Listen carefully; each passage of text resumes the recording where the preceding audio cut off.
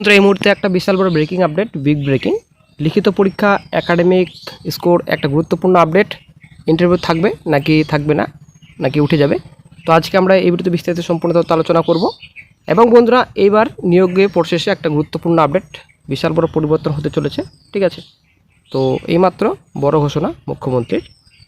তো সব রিক্রুটমেন্ট প্রসেসে, ঠিক আছে, অ্যাকচুয়ালি এই যে সরকারি চাকরি রয়েছে সব নিয়োগ, ডব্লিউপি, কেপি, ডিস্ট্রিক্ট কোর্টের notification, PSC, SSC, panchayat, all recruitment প্রসেসে কিন্তু পরিবর্তন হচ্ছে, একটা গুরুত্বপূর্ণ আপডেট।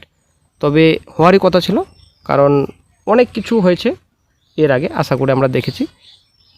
এর আগে রাজ্য সরকার যখন ছিল দুর্নীতি ভর্তি ছিল, ঠিক আছে, কতটা দুর্নীতি হয়েছিল আশা করি আমরা দেখেছি। ঠিক আছে, পিএসসি, ফুড এসআই বলছি, পঞ্চায়েত বলছি, এদিকে এসএসসির কথা তো আর কী বলবো, এসএসসি তো দুর্নীতির উপর দুর্নীতি, ঠিক আছে, প্রাতিষ্ঠানিক দুর্নীতি এসএসসি।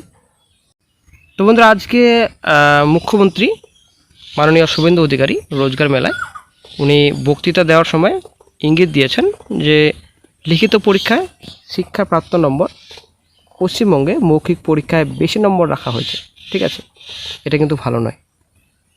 মৌখিক পরীক্ষায় ন্যূনতম নম্বর থাকা উচিত। আমরা চাই স্বচ্ছতার সঙ্গে লিখিত পরীক্ষা, শিক্ষাগত যোগ্যতায় মূল্যায়ন, 100 পয়েন্ট রোস্টার। একটা গুরুত্বপূর্ণ কথা কিন্তু উনি বলেছেন, 100 পয়েন্ট রোস্টার কিন্তু মেনে চলতে হবে। উনি কিন্তু বলেছেন যে এর আগে যখন রাজ্য সরকার ছিল কোনো রকম 100 পয়েন্ট রোস্টার মানা হয়নি। ঠিক আছে, তো 100 পয়েন্ট রোস্টার অবশ্যই মানা উচিত, এবং 100 পয়েন্ট রোস্টার 100% কার্যকারিতা সংবিধান অনুযায়ী এবং বাধ্যতামূলক। ঠিক আছে, মাননীয় মুখ্যমন্ত্রী আরও বলেন যে আমরা চাই মৌখিক পরীক্ষার নম্বর একটু কম করে স্বচ্ছতার সঙ্গে যাতে আগামী দিনে নিয়োগ হয়, এবং তার নম্বর রিক্রুটমেন্ট বোর্ডগুলি নিজস্ব ওয়েবসাইটে দিয়ে দেবে, হোয়াটসঅ্যাপে মেসেজ দিয়ে অ্যাপয়েন্টমেন্ট কিংবা রিক্রুটমেন্টের জন্য না হয়। পরিষ্কার কিন্তু আজকে বার্তা দিয়েছেন। ঠিক আছে, এদিন কিন্তু রোজগার মেলায় উনি বলেন দুর্নীতির প্রসঙ্গও কিন্তু উঠে আসে, যে নিয়োগ দুর্নীতিতে পশ্চিমবঙ্গের বদনাম হয়েছে, পরীক্ষা কেন্দ্রগুলি কলুষিত হয়েছে বলে মন্তব্য করেন তিনি। বলেন, আপনারা জানেন পশ্চিমবঙ্গের খুব বদনাম হয়ে গিয়েছে। শিক্ষক নিয়োগ দুর্নীতি, পুরসভায় নিয়োগ দুর্নীতি, হাইকোর্ট সুপ্রিম কোর্টের হস্তক্ষেপ, 26,000 শিক্ষক শিক্ষিকা শিক্ষাকর্মী চাকরি বাতিল। সব মিলিয়ে বিগত দিনে পশ্চিমবঙ্গের নিয়োগ সংক্রান্ত বিষয়ে আমাদের যে অভিজ্ঞতা হয়েছে, তার ফলে শিক্ষা সংস্কৃতি অধ্যাত্মিক চেতনার অন্যতম রাজধানী কলকাতা তথা পশ্চিমবঙ্গের অনেকটা ক্ষতি হয়ে গিয়েছে।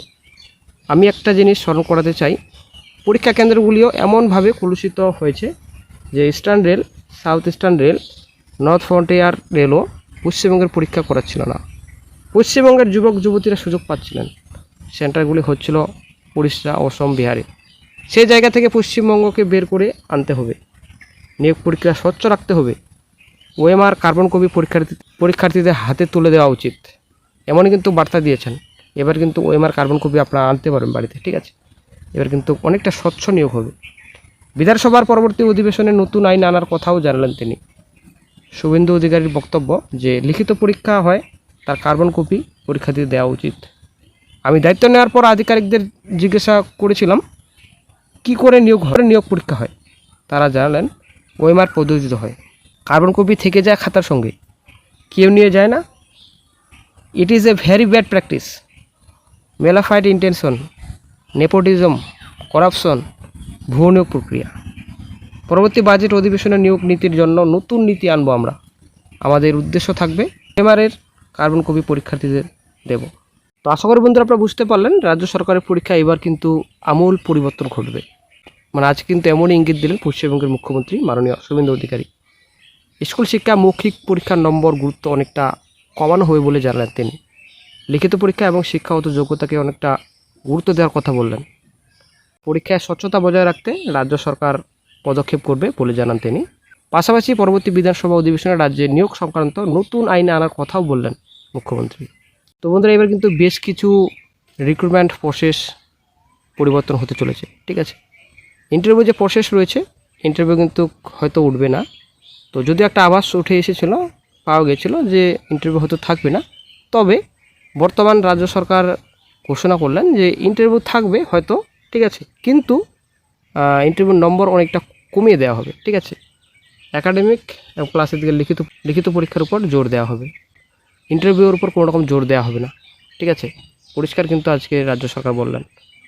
সে যে নিয়োগ হোক, WP, KP, district court, PSC, SSC, panchayat, others যে নোটিফিকেশনগুলো রয়েছে, ইন্টারভিউর নাম্বার অনেকটা এবার কমে যাবে। অ্যাকচুয়ালি গুরুত্ব অনেকটাই কমে যাবে।